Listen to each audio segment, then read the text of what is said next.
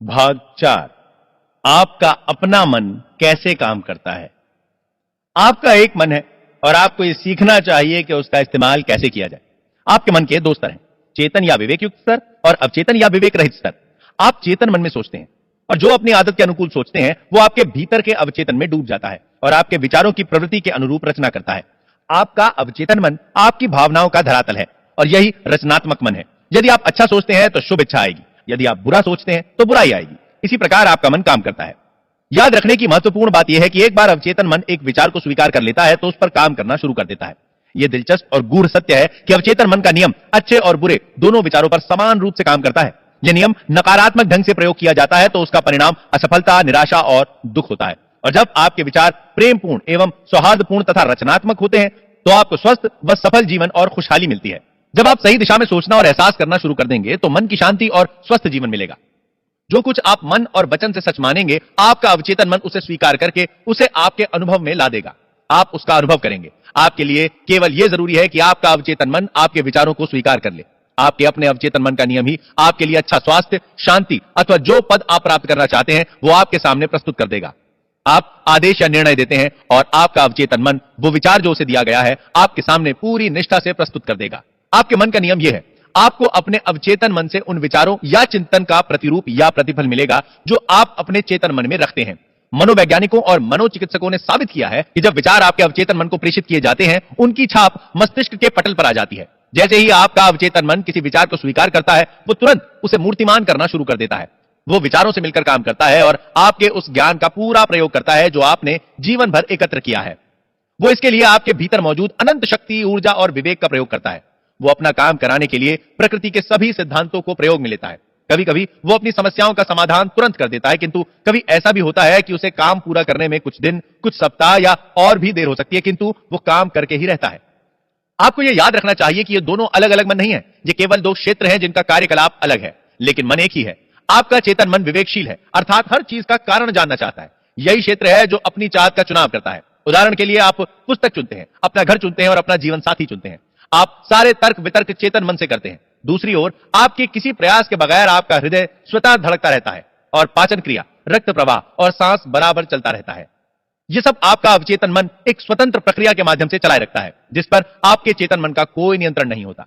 आपका अवचेतन मन वो सब स्वीकार कर लेता है जिसकी छाप उस पर पड़ती है, या वो जिस पर आप विश्वास करते हैं। वो चेतन मन की तरह कारण या प्रश्न नहीं पूछता, नहीं आपसे कोई तर्क करता है। वो मिट्टी की तरह है जो सभी प्रकार के बीज को स्वीकार कर लेता है। अच्छा हो या बुरा उसे कोई फर्क नहीं पड़ता। आपके विचार हमेशा सक्रिय रहते हैं। हो सकता है उन बीजों में आपकी पसंद जुड़ी हो।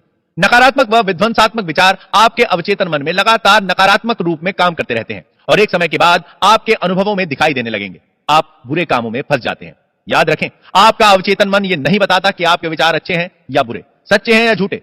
उसका यह काम नहीं है। वो तो जो आप लाते हो, अर्थात जो विचार या सुझाव आप स्वीकार करते हैं या चुनते हैं, उसे स्वीकार कर अपना काम शुरू कर देता है। उदाहरण के लिए, यदि आप अपने होशो हवास में कुछ अच्छा या सही सोचते हो लेकिन वो झूठा है, तो भी आपका अवचेतन मन उसे सही मानकर स्वीकार कर लेगा और उसी के अनुसार काम करेगा, क्योंकि आपके चेतन मन ने उसे सही माना है। मनोवैज्ञानिकों और अन्य लोगों की ओर से अनेक परीक्षणों में पाया गया है कि आदमी हिप्नोटिक स्टेज या सुषुप्तावस्था में चुनाव और तुलना, जो कि एक आवश्यक तार्किक प्रक्रिया है, नहीं कर पाता। उसमें वो क्षमता नहीं होती। परीक्षणों में यह बार बार स्पष्ट हुआ है कि आपका अवचेतन मन कोई भी सुझाव स्वीकार करेगा, चाहे वो झूठा ही क्यों ना हो। एक बार स्वीकार करने के बाद वो सुझाव के अनुकूल ही काम करेगा। आपका अवचेतन मन आपका सुझाव कितनी आसानी से स्वीकार कर लेता है, इसका एक दिलचस्प उदाहरण मनोविज्ञान में हिप्नोटिक स्लीप या सुषुप्तावस्था है, जिसमें एक मनोवैज्ञानिक अपने एक रोगी को सुझाव देता है कि वो नेपोलियन बोनापार्ट है या वो बिल्ली या कुत्ता है। वो व्यक्ति उन्हीं के अनुकूल व्यवहार करने लगेगा। उसका व्यक्तित्व कुछ समय के लिए बदल जाएगा। वो उसी पर विश्वास करेगा जो उसका डॉक्टर कह रहा है। एक दक्ष मनोचिकित्सक अपने एक छात्र को हिप्नोटिक स्लीप यानी अर्धमूर्छावस्था में ले जाकर उससे कहे कि उसकी कमर में दर्द हो रहा है, दूसरे छात्र से कहे कि उसकी नाक से खून बह रहा है, तीसरे से कहे कि वो संगमरमर की मूर्ति है, चौथे से कहे कि आप सर्दी से कांप रहे हो, टेम्परेचर 0 से नीचे है। आप देखेंगे कि प्रत्येक छात्र उसी सुझाव पर काम करके वैसा ही व्यवहार कर रहा है जो उसे दिया गया है। उन सभी छात्रों के वर्तमान का वातावरण से कोई सरोकार नहीं होता, क्योंकि वो सुझाव में नहीं है। ये साधारण सुझाव आपको स्पष्ट करेंगे कि आपके चेतन तार्किक मन और अवचेतन में जो अवैयक्तिक है, चुनाव शून्य है और उन सब पर सही मानकर स्वीकार कर लेता है जो आपका चेतन मन सही और स्वीकार करके उसे देता है। इसीलिए यह महत्वपूर्ण है कि चुनाव करते समय ऐसे विचार, चिंतन, भावनाएं, तर्क और आधार चुने जाएं जो कल्याणकारी हों, उपचार कर सके, प्रेरणा दे सकें और आपके हृदय को आनंदित करें। आपका अवचेतन मन कभी कभी उद्देश्य सूचक के नाम से भी जाना जाता है। क्योंकि बाहरी दुनिया का कामकाज देखता है। उद्देश्य सूचक मन का माध्यम आपकी 5 इंद्रियां हैं। दैनिक जीवन की बातों, अपनी आसपास की समस्याओं के संबंध में उद्देश्य सूचक आपका मार्गदर्शक और निर्देशक होता है। आपका ज्ञान 5 इंद्रियों के जरिए होता है। आपका मन देखकर, अनुभव करके और जानकारी लेकर ज्ञान प्राप्त करता है। जैसा कि पहले बताया जा चुका है, उद्देश्य सूचक मन का महत्वपूर्ण काम तर्क करके समझना है। मान लीजिए कि लॉस एंजलिस आने वाले हजारों यात्रियों में एक आप भी हैं। आप उस शहर को देखकर कह सकते हैं, आपने वहां सुंदर पार्कों, बगीचों और बड़े बड़े भवनों तथा खूबसूरत घरों को देखा और देखने के बाद आपका निर्णय है कि वो एक भव्य और सुंदर शहर है।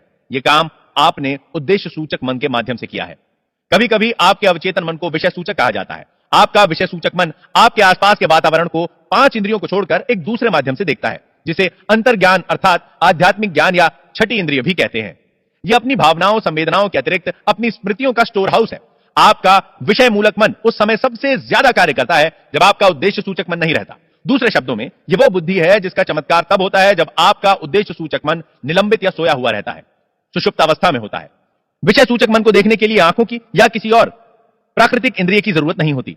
उसके पास जो सामने है और जो सामने नहीं है उसे सुनने की क्षमता होती है। अर्थात वो जो चाहता है देख सकता है, जो सुनना चाहता है उसे सुन सकता है। वो आपके शरीर को त्याग कर दूसरे स्थानों, दूसरे देशों की यात्रा कर सकता है वो और वहां से जानकारी ला सकता है जो हूबहू सत्य होती है। मनोवैज्ञानिक इसे एस्ट्रे ट्रैवलिंग कहते हैं। विषय सूचक मन के जरिए आप दूसरे की भावनाओं व विचारों को पढ़ सकते हैं। आप बंद लिफाफे के पत्र का विषय पढ़ सकते हैं, तिजोरी के बंद कागजों के विषय में जान सकते हैं। आपका विषय सूचक मन किसी संचार साधन के बिना दूसरे व्यक्ति के मन की बात जान सकता है। इसीलिए यह बहुत जरूरी है कि हम अपनी प्रार्थना का सही प्रयोग करने के लिए उद्देश्य सूचक और विषय सूचक मन के बीच संबंध या आदान प्रदान को भली प्रकार समझ लें।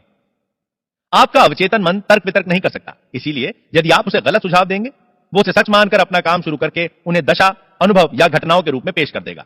आपके साथ जो बातें हुई हैं वे आपके विचारों की छाप के आधार पर हुई हैं, जो अपनी आस्था के अनुकूल आपने अवचेतन मन को दिए हैं। यदि आपने अपने अवचेतन को अशुद्ध या गलत विचार प्रेषित किए हैं और उन्हें आप हटाना चाहते हो, तो उनके स्थान पर रचनात्मक और सौहार्दपूर्ण विचारों को बार बार दोहराएं, जिससे आपका अवचेतन उसे स्वीकार करता है। इस प्रकार विचारों और जिंदगी की एक नई और स्वस्थ आदत डालें, क्योंकि आपका अवचेतन मन आदतों का कार्यस्थल है। आपके अवचेतन मन के रोजमर्रा के विचार आपके अवचेतन मन में गहराई से उतरकर एक आधार बना लेते हैं। यदि आपके दैनिक जीवन के विचार सौहार्दपूर्ण, शांतिमय और रचनात्मक हैं, तो आपके लिए यह बहुत ही उपयोगी है। यदि आप भय, परेशानी और विचारों के अन्य प्रकार से विध्वंसात्मक स्वरूप में मशगूल रहे हैं, तो इसका उपाय यह है कि अवचेतन मन की दैवी शक्तियों को याद करें और स्वतंत्रता, सुख तथा संपूर्ण स्वास्थ्य का आदेश दें। आपका अवचेतन मन चूंकि रचनात्मक है तथा दैवी शक्ति से परिपूर्ण है, वो स्वतंत्रता और खुशी की संरचना करना शुरू कर देगा, जिसका आपने आदेश दिया था। आप अब तक जान चुके होंगे कि आपका चेतन मन आपके दरवाजे पर खड़ा चौकीदार है और उसका पहला काम आपके अवचेतन मन की झूठे प्रभावों से रक्षा करता है। आप अब मन के बुनियादी नियमों में एक नियम को जान चुके हैं। आपका अवचेतन मन सुझाव को तुरंत ग्रहण कर लेता है और आप जानते हैं कि आपका अवचेतन मन तुलना नहीं कर सकता, विपरीत नहीं सोच सकता। ना तो वो तर्क कर सकता है, ना ही खुद अपने से सोच पाता है। अंतिम क्रिया आपका चेतन मन करता है। अवचेतन मन केवल चेतन मन की ओर से प्रेषित प्रभाव की प्रतिक्रिया स्वरूप काम करता है। वो अपने काम में कोई परिवर्तन नहीं करता। सुझाव की शक्ति कितनी प्रबल होती है, इसका एक अच्छा उदाहरण नीचे दिया जा रहा है। मान लें कि आप पानी के जहाज में यात्रा कर रहे हैं। आपको डॉक पर एक डरपोक जैसा दिखने वाला यात्री दिखाई देता है। आप उससे कहते हैं, लगता है आप बीमार हो, आपका चेहरा पीला जर्द हो गया है, मुझे डर है कहीं आपको सी सिकनेस ना हो जाए, चलिए मैं आपको आपके केबिन तक पहुंचा देता हूं। यात्री सचमुच में पीला पड़ने लगता है।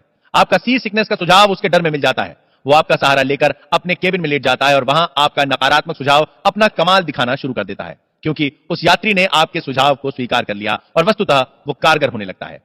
एक ही सुझाव के विभिन्न परिणाम।